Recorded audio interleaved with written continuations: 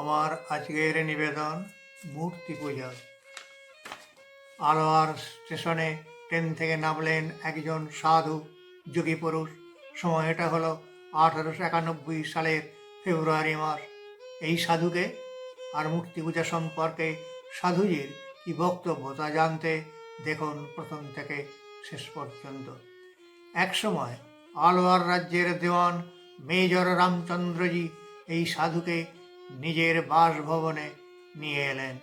দেওয়ানজির নিকট থেকে খবর পেয়ে আলোয়ার রাজ্যের মহারাজা মঙ্গল সিং দেওয়ানজির বাসভবনে এসে সাধুজিকে দেখলেন। কিছু কথাবার্তার পর সাধুজিকে প্রশ্ন করলেন, দেখুন সাধুজি, এই যে সকলে কাঠ, মাটি, পাথরে গড়া মূর্তি পূজা করে, তাতে আমার বিশ্বাস নেই, আর এসবের কোনো প্রয়োজন আছে বলে আমার মনে হয় না। সাধুজি এই প্রশ্নের সোজাসুজি উত্তর দিলেন না। দেয়ালে টাঙানো একটি ছবিকে দেখিয়ে জিজ্ঞাসা করলেন দেওয়ানজিকে, এই ছবিটি কার? মহারাজের দেওয়ান সসম্ভ্রমের সঙ্গে বললেন, এই ছবি আমাদের মহামান্য মহারাজ মঙ্গল সিংহের। অনন্ত ছবিটি নামিয়ে গম্ভীর কণ্ঠে সাধুজি বললেন, আদেশ মাত্র একজন। দেওয়াল থেকে ছবিটি নামানোর পর দেওয়ানজি শ্রদ্ধার সাথে ছবিটি সাধুজির হাতে দিলেন। ছবিটি হাতে নিয়ে সহসা গম্ভীর স্বরে সাধুজি বললেন, দেওয়ানজি, এই ছবির ওপর থুতু ফেলুন তো। ভয়ে শিউরে উঠলেন দেওয়ানজি। সে কি সাধুজি, ও যে আমাদের মহারাজের ফটো, ওর ওপর কি আমরা থুতু ফেলতে পারি? এমন কথা বলাও যে দণ্ডনীয় অপরাধ। তবুও গম্ভীর স্বরে সাধুজি সকলকে লক্ষ্য করে বললেন, আপনারা যে কেউ এই ছবির উপর থুতু ফেলুন। কিন্তু কেউ এগিয়ে এলো না। ঘরের মধ্যে শ্মশানের নিস্তব্ধতা। সাধুজি বললেন, অপরাধ হবে কেন? এটা তো শুধু মহারাজের একটা ছবি, প্রকৃতপক্ষে কাগজ আর কালি। এই ছবি তো আর মহারাজ নন। এই ছবির সাথে রক্ত মাংসে গড়া মহারাজের কিসের সম্পর্ক? এই ছবিতে শুধু ফেললে মহারাজের অসম্মান করা হবে কেন? কিন্তু কোনো উত্তর নেই। সকলে মাথা নত করলেন।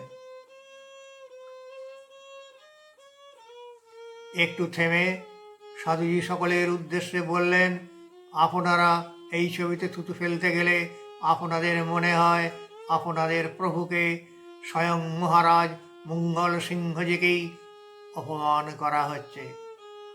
ব্যাপারটা ঠিক তাই তো? তারপর তিনি মহারাজকে বললেন, দেখুন মহারাজ, এ ছবি আপনি নন, আর একদিক থেকে এ ছবি আপনি। আপনার কর্মচারীরা এই ছবির দিকে তাকালেই তারা স্বয়ং আপনাকে দেখতে পান।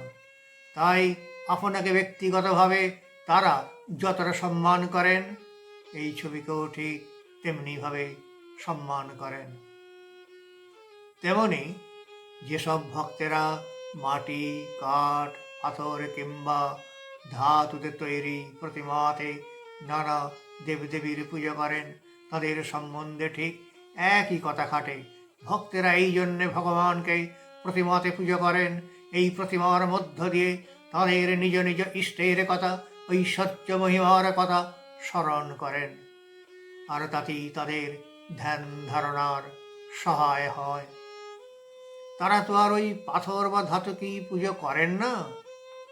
সকলে শুধু সেই এক অদ্বিতীয় চৈতন্য স্বরূপ পরমাত্মারই পুজো করে থাকেন। এই বলে সাধুজি থামলেন। মহারাজ মঙ্গল সিংহ এক মনে সাধুজির কথা শুনলেন। কৃতজ্ঞ চিত্তে যুক্ত করে বললেন, সাধুজি, আপনার কৃপায় মূর্তি পূজা সম্বন্ধে এক অভিনব অভিজ্ঞতা লাভ করলাম। এতদিন আমি মূর্তি পূজার প্রকৃত রহস্য বুঝিনি, কিংবা বলা যেতে পারে বুঝবার চেষ্টাও করিনি। আজ আপনি আমার জ্ঞান চক্ষু খুলে দিলেন।